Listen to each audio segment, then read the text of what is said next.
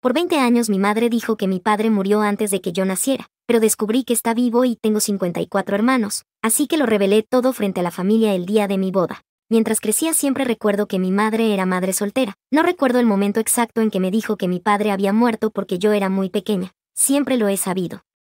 Mi madre me dijo que mi padre había muerto en un accidente de coche 2 meses antes de que yo naciera. Dijo que fue atropellado por un conductor de semirremolque borracho y que murió instantáneamente en el impacto. Obviamente, nadie cuestiona a su propia madre, especialmente a una edad temprana. Esto es lo que siempre le decía a la gente cuando crecía si me preguntaban por mi padre. Les decía que no tenía padre porque lo habían matado, incluso en los documentos de ayuda financiera. Mi madre decía que era viuda. Cada vez que hacía preguntas, mi madre decía cosas que para mí tenían sentido, como mamá, ¿por qué no tienes fotos de papá? Me dijo que todas se habían quemado en un incendio provocado por la secadora justo después de que yo naciera. Esto tenía sentido porque nos habíamos mudado a una casa nueva cuando yo era muy pequeña. Además, ¿por qué cuestionas a tu madre? Intenté investigar sobre mi padre y su muerte, pero nunca conseguí nada. Supuse que en aquella época no había ordenadores ni internet. Más tarde descubrí que su nombre era Donald, según mi certificado de nacimiento. La única razón por la que lo descubrí fue porque tuve que obligar a mi madre a dármelo para poder sacarme el carnet a los 16 años. Muchas veces intenté hacer más preguntas cuando me hice mayor, pero mi madre se enfadaba visiblemente cuando lo hacía. Al final dejé de hacerlo porque no quería que me gritaran más. Esto dificultó nuestra relación. Mi madre y yo nunca estuvimos muy unidas. Intenté hacer preguntas a familiares y, literalmente, nadie, ni siquiera mi abuela, lo sabía. Mi madre y mi abuela están muy unidas, así que esto me resultaba muy extraño. La última vez que le pregunté a mi abuela antes de finalmente preguntarle a mi mamá por última vez, mi abuela dijo: no sé quién o dónde está tu papá, pero sé que tu mamá te ama. Cuando mi abuela dijo eso se me puso la piel de gallina y supe que algo iba muy mal. A los 19 años empecé a ver a un terapeuta después de ser víctima de un intento de secuestro y de que me diagnosticaran trastorno de estrés postraumático. Mi terapeuta me dijo que me hiciera una prueba de ADN para saber más sobre mi padre. De esta forma podría seguir averiguando información sin tener que preguntarle a mi madre y enfadarla de nuevo. Le pedí a mi madre que pagara la prueba de ADN porque yo era un estudiante universitario pobre en ese momento. Enseguida se enfadó mucho y me gritó. Decía que el gobierno iba a clonar mi ADN y venderlo. Así que nunca terminé de hacérmela. Después no volví a sacar el tema. A los 20 años, cerca de Acción de Gracias, mis 3 amigas y yo pasamos un día divertido horneando galletas y hablando todo el día. Hasta que saqué a relucir las historias de mi pasado y de mi padre muerto, tenía una teoría conspirativa que me inventé sobre mi vida totalmente en broma. Una vez se lo conté a mi terapeuta y ahora a mis amigas. La teoría: ¿y si mi madre tuvo una aventura de una noche con una estrella del rock y se quedó embarazada de mí? Nunca pudo volver a encontrarlo, así que no pudo decírselo. Mi madre es considerada la niña de oro de sus hermanos, así que para quedar bien con mis abuelos les dijo que se había fugado y se había casado. Luego se quedó embarazada de mí y poco después mi padre murió en un accidente de coche justo antes de que yo naciera. Tendría todo el sentido que nadie de mi familia lo conociera si fue una relación corta. Mi teoría no estaba muy equivocada. Pero esto es lo que realmente pasó. Todos mis amigos me dijeron que todas mis historias no tenían sentido. Muchas de ellas dijeron que parecían extrañas, pero nunca dijeron nada. Mis amigos pagaron para que me hiciera una prueba de ADN finalmente. Me hice la prueba de ADN y luego me enfrenté a mi madre por ello. Finalmente me confesó que siempre había querido tener un hijo, pero que nunca había querido casarse. Encontró una clínica que hacía bebés de donantes de esperma. Tuvo 2 abortos espontáneos antes de mí, todos con donantes diferentes. La tercera vez se quedó embarazada de mí. El nombre Donald vino del donante. No había ningún padre que murió en un accidente de coche. Todo mentira. Con mis resultados de la prueba de ADN en su mayoría solo tenía coincidencias de primo hermano y no pensé en nada de eso. Pero lo que no sabía era que los primos hermanos y los medio hermanos comparten una cantidad similar de ADN. Unas semanas más tarde, una chica me envió un mensaje diciendo que era mi medio hermana. Ella fue capaz de responder a todas mis preguntas que siempre tuve. La razón por la que mi madre nunca pudo responder a esas preguntas no era porque estuviera disgustada por su muerte, sino porque realmente no lo sabía. La chica que los mensajes estaba en lo cierto que era mi media hermana, me presentó en un chat de grupo a los otros hermanos. Esto fue hace 3 años y solo teníamos 30 medio hermanos en el momento. Ahora somos 50 y esperamos que aparezcan más. Somos de todo el país. Nunca sabremos realmente cuántos somos debido a lo desordenada que está la industria de los donantes. En cuanto a que mi padre está vivo, lo descubrimos hace poco. Tras años de investigación y búsqueda, mis hermanas encontraron a nuestro donante a través de las pistas de la prueba de ADN. Nos hemos puesto en contacto con él y está agradecido de conocernos. Hemos limitado el contacto debido a su familia y a su horrible esposa. Su mujer quiere mantener su buena reputación, como si ayudar a las familias a quedarse embarazadas fuera algo malo. En parte creo que su mujer es homófoba, es muy religiosa y la mayoría de los padres de nuestros hermanos son parejas del mismo sexo. Nuestro donante nunca contó a su familia que fue donante de esperma en la universidad debido a su familia extremadamente católica. Ojalá se lo contara y pudiéramos conocer a nuestros primos, tíos y abuelos.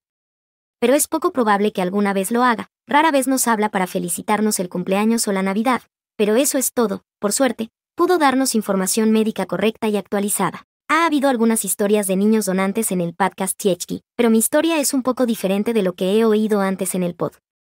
Por desgracia, esto es común en la comunidad de niños donantes. Muchos padres mienten a sus hijos sin planear contárselo. En los años 90 nadie esperaba que las pruebas de ADN serían lo que es hoy. Edito, acabamos de encontrar 3 hermanos más, ahora tenemos 53 hermanos y contando. Información adicional de OP para responder a preguntas comunes sobre sus pruebas de ADN. Estoy en Estados Unidos. Todo lo que voy a decir se refiere a mi país. Si usted está en otro país tendría que hacer su propia investigación sobre las leyes. Pero una cosa a tener en cuenta es que los Estados Unidos es el menos estricto y hace la menor cantidad de pruebas. La mayoría de los otros países en realidad prohibieron las donaciones anónimas. Actualmente hay proyectos de ley para prohibir las donaciones anónimas en América, pero todavía se están votando. Si su mujer no quiere reunirse con nosotros, me parece bien al 100%. Los hermanos han pedido reunirse con nuestro donante, no ella. Ella no debería controlar todos sus movimientos para que él pueda reunirse con su descendencia o no, debería ser su elección. Mucho de lo que dices es lo que la sociedad te ha enseñado a creer sobre las donaciones de esperma y óvulos. Muchos niños de donantes están muy en contra de esa forma de pensar. No se trata simplemente de donar y decir bye, estás creando vida humana, no importa si lo haces directamente o a través de otra persona, sigue siendo crear vida. Es 100% natural querer saber de dónde vienes. Pregunta a cualquier niño de donante o a las personas que son adoptadas, te dirán lo mismo. Incluso los niños con 2 padres maravillosos y cariñosos siguen diciendo que quieren saber más sobre su madre o padre biológicos. Las empresas de donación de óvulos y esperma se anuncian así porque saben que los estudiantes universitarios necesitan dinero rápido y son demasiado ingenuos para pensar en ello. Los hijos te buscarán y pueden hacerlo, y no hay nada ilegal en ello, especialmente después de cumplir los 18 años. Desde el punto de vista legal, se supone que las clínicas de fertilidad y donación deben proporcionar a los hijos información médica actualizada siempre que lo deseen. Si la clínica no dispone de información actualizada, debe ponerse en contacto con el donante para obtener dicha información y proporcionársela a los hijos. Como ya he dicho, el sector es muy complejo y muchos no respetan las leyes y normas establecidas. Nosotros nos pusimos en contacto con nuestra clínica muchas veces e incluso con nuestros padres, y la clínica no nos proporcionó la información médica actualizada que merecemos y a la que tenemos derecho. El donante también tiene derecho a preguntar y saber cuántos nacidos vivos ha habido utilizando su esperma. Nacidos vivos significaría cuántos bebés llegaron a término y nacieron en el mundo y vivieron. Algunas clínicas dan información identificativa y otras no, pero, de nuevo, esta es un poco cuestionable y no lo hicieron. Nuestro donante quería saberlo y se lo preguntó muchas veces. Nuestra clínica llegó a decir a los padres que no informaran de los nacidos vivos. Esto es técnicamente ilegal, porque querían vender más esperma de nuestro donante. Era un donante muy popular, así que la clínica quería que siguiera donando para poder ganar más dinero. Incluso después de que él quisiera dejarlo, siguieron pidiéndole más. La mayoría de los padres de mis hermanos sí confirmaron que en los contratos se decía que después de 3 nacidos vivos el resto del esperma se retiraría o destruiría para que no hubiera demasiados de cada donante. Obviamente, esto era mentira y no ocurrió. Como no se informó con exactitud de los nacidos vivos, nunca sabremos realmente cuántos somos. La razón principal por la que necesitábamos encontrar a nuestro donante era porque nuestra hermana, que ahora tiene 27 años, tuvo cáncer a los 22. Por suerte, sobrevivió y ahora está en remisión, pero el tipo de cáncer que padeció hace que la mayoría de la gente muera.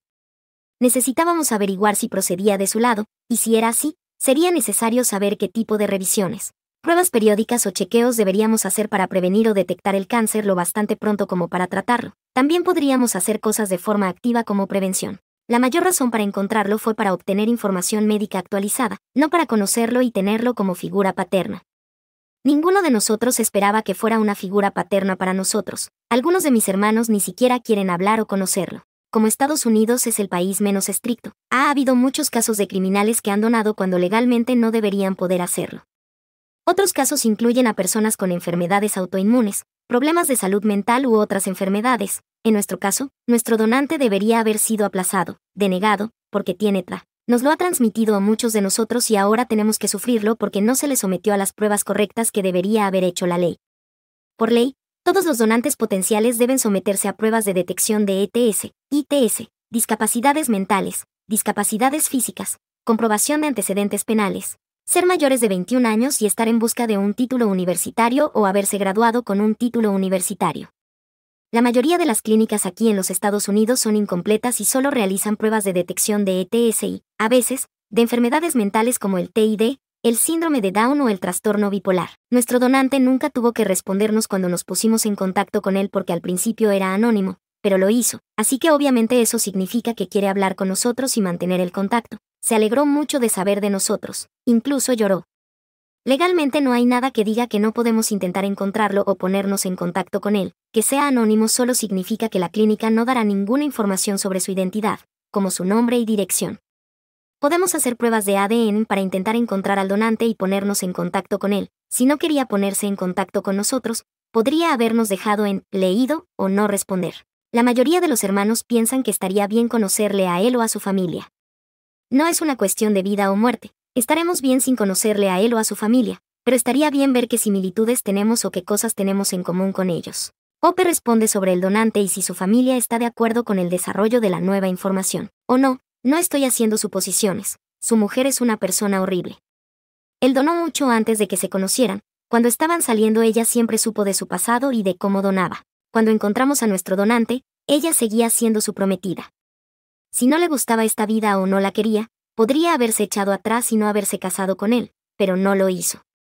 Cuando te casas con alguien, te casas con todo, pasado, presente y futuro. Nuestro donante siempre supo que tenía hijos, solo que no sabía cuántos debido a lo incompleta que es la industria y a que las clínicas le mentían.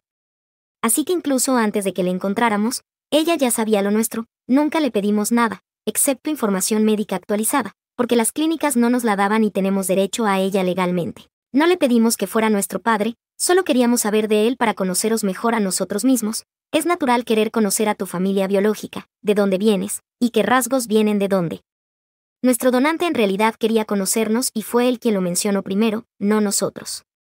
La razón por la que no podemos conocerle es porque su mujer no le deja. Como dije en el post, ella no quiere arruinar su reputación, y no quiere que su pasado salga a la luz. Nuestro donante no se lo dijo a su familia y quería y estaba dispuesto a salir y decirles la verdad. Ten en cuenta que ahora tiene 50 años, así que sus padres son bastante mayores. Pero su mujer es la que le dice que no puede decírselo a nadie o se divorciará de él. Eso sí que es una persona terrible, impedir que alguien a quien quieres conozca a personas con las que está relacionado cuando quiere y está dispuesto a hacerlo. Nuestro donante nunca tuvo niños en su casa que crió, por lo que estaba muy emocionado de saber que había tantos de nosotros e incluso fue abuelo. Su esposa, por otro lado, era muy grosera y mala al respecto. Conozco toda esta información porque hay algunas de mis hermanas que hablan más con él y nos transmiten información y mensajes al resto de nosotros. Ope sobre si ella está comprobando para asegurarse de que cuando conoce a alguien no es uno de sus nuevos hermanos. En realidad muchos de nosotros lo comprobamos. Cada vez que vemos a alguien que se parece a nosotros o a nuestros hermanos nos preguntamos si podrían estar emparentados con nosotros. Todos mis hermanos antes de tener relaciones serias hacen que su pareja se haga una prueba de ADN. No es raro, es protegerse. Lamentablemente es lo que tenemos que hacer porque la industria es terrible y no está regulada. Actualización casi 2 años después. Tenía 20 años cuando descubrí que tenía 30 hermanos, hace poco cumplí 25, y ya tenemos 54 hermanos. Es probable que descubramos más durante las fiestas, ya que muchas personas reciben pruebas de ADN como regalo o las compran en oferta en esas fechas. Por desgracia, nunca sabremos realmente cuántos somos. La industria de los donantes es muy poco transparente y no lleva registros precisos de los nacidos vivos, lo que les permite vender más. Me casé en septiembre y 4 de mis hermanas fueron mis damas de honor, y uno de mis hermanos también asistió. La mayoría de ellos condujeron entre 7 y 13 horas, y algunos incluso cruzaron el país en avión para estar allí el fin de semana de la boda. Esta experiencia era algo con lo que nunca había soñado de pequeña, pero estoy muy contenta de haber podido compartir el día de mi boda con mis hermanos a mi lado. Mis amigos, que me compraron la prueba de ADN, mencionada en el post original, también estuvieron en la boda y conocieron a mis hermanos por primera vez. Fue un momento surrealista. Y ahora, el verdadero té de la noche. Los miembros de mi familia aún no tenían ni idea de nada de esto, literalmente, ninguno. Mi boda fue mi debut, podría decirse. De los secretos que mi madre guardaba desde hacía mucho tiempo, estaba cansada de soportar su carga porque nunca fue mía. El programa de la boda incluía los nombres de mis hermanos y los etiquetaba como hermana de la novia o hermano de la novia. Mi madre se había negado a dar un discurso en la boda por alguna razón. Le dije que normalmente lo hacía uno de los padres y que el padre del novio iba a dar uno. Aún así se negó, así que le dije que lo harían mis hermanas. Le pareció bien, pero no sé qué esperaba que dijeran, ya que no iban a mentir también por ella. Primero me preguntaron si estaba bien hablar de los hermanos y de cómo nos conocimos. Dije que me parecía perfecto. Durante los discursos, fue como soltar una bomba y luego marcharse. Pude sentarme, coger unas palomitas, literalmente, porque teníamos palomitas como aperitivo para el cóctel, y ver cómo se desarrollaba el espectáculo. Mis 3 hermanas dieron un discurso juntas, y fue una de las cosas más divertidas que he oído nunca. Hablaron de cómo todas nos hicimos las pruebas de ADN y de cómo me encontraron. Las caras de mis tías, tíos y primos mayores no tenían precio. Estoy muy contenta de que tengamos un camarógrafo y de que pronto nos los devuelvan. Estaban en estado de shock e incredulidad. Sus reacciones fueron casi tan divertidas como el propio discurso. Fue increíble poder hablar abiertamente de mi vida, por supuesto. Después noté muchos cuchicheos y miradas extrañas, pero eso ya no era problema mío. Por suerte, mi narcisista madre consiguió mantener la compostura durante la boda, claro, porque tiene que mantener una fachada ante el mundo. Sin embargo, la semana siguiente, cuando volvimos a casa, se portó fatal conmigo, y casi siempre lo sigue haciendo. En última instancia, creo que mereció la pena al 1000%, y lo volvería a hacer 1.000.000 de veces. La verdad siempre sale a la luz. Desde que encontramos a nuestro donante y mantenemos cierto contacto con él, le envié fotos de los hermanos y mías de la boda. Se alegró mucho por nosotros, nos deseó lo mejor y dijo que todos estábamos guapísimos. Yo le contesté, muchas gracias. Supongo que tenemos buenos genes. Mi amiga y yo conocimos a Morgan y Loen, 2 de mis hermanas, en un concierto en directo, y decir que fue uno de los mejores momentos de mi vida es quedarse corto. Fue un viaje difícil llegar hasta aquí, pero gracias a todos por el amor y el apoyo a lo largo del camino. Edito, una cosa que olvidé mencionar, no es súper importante pero es gracioso. Una de mis hermanas y yo venimos de la misma clínica, nos llevamos unos meses de diferencia, así que probablemente nuestras madres se cruzaron en la clínica porque no era una ciudad muy grande. Cuando la conocí, sentí como si ya la conociera, bromeé que era porque ya nos habíamos conocido en el estante de la clínica. Opé sobre por qué su donante de esperma no debería donar tanto por encontrar más de 50 hermanos. No es culpa suya en absoluto, como ya he dicho, la industria es muy sospechosa. Muchos de nuestros hermanos también son gemelos o trillizos. Cuando se utilizan métodos de FIV, implantan unos cuantos para tener más posibilidades de que nazca al menos uno vivo. Nuestro donante quería dejar de donar, pero las enfermeras, casi de forma amenazadora, le dijeron que tenía que volver porque era muy popular. Era un joven universitario tonto y probablemente no pensó en las repercusiones. Por eso, cuando en los campus universitarios hay carteles apoyando la donación, lo odio. Otra razón por la que somos tantos es porque nuestro banco cerró. No está claro si la empresa quebró o simplemente cerró por otro motivo. Cuando cerraron, todas las donaciones se guardaron y se enviaron a todo el país, así que las reglas, básicamente se fueron por la ventana cuando eso sucedió. En realidad, no hay leyes que regulen el sector, hay directrices. Creo que en torno a 15 nacidos vivos por cada 15.000 personas. Pero, de nuevo, no es una ley, solo se fomenta. La mayoría de los bancos no la siguen porque solo les importa el dinero, no es una industria regulada por la FDA, aunque debería serlo. ¿El donante de esperma de OP continuó donando o no? Dejó de donar hace mucho tiempo, pero el esperma puede permanecer congelado durante mucho. Hay algunos estudios que muestran más de 3 décadas y sigue siendo viable. Podríamos tener hermanos que ni siquiera han nacido todavía a pesar de que no ha donado en más de 20 años. Comentarista. Espero que pronto tengan pruebas de ADN instantáneas, como en tu teléfono instantáneo. Así la gente puede asegurarse de que no son hermanos antes de juntarse. OP, mis suegros son las personas más increíbles y maravillosas, pero hice que mi marido se hiciera una prueba de ADN por si acaso éramos primos perdidos hace mucho tiempo o algo así que no hay de qué preocuparse. OP responde a los comentarios sobre las mentiras acerca de sus antecedentes familiares y la falta de sinceridad de su madre. No pasa nada si no lo entienden y no esperaba que nadie lo hiciera. Solo quería compartir una actualización con la gente. Si piensas que soy una mala persona, tampoco pasa nada. La gente en Internet solo ve una parte de nuestra vida y de nuestra historia. Quería empezar mi nueva vida y mi matrimonio sin cargas. A la mayoría de los miembros de mi familia después de la boda no los volveré a ver a menos que alguno muera o se case de nuevo. Nuestra abuela mantenía unida a la familia y, cuando falleció, todo se vino abajo. Por suerte, pude decírselo antes de que falleciera. Cuando aún estaba lo suficientemente bien como para entenderlo, no se enfadó, lo aceptó y se alegró de que conociera a mis hermanos.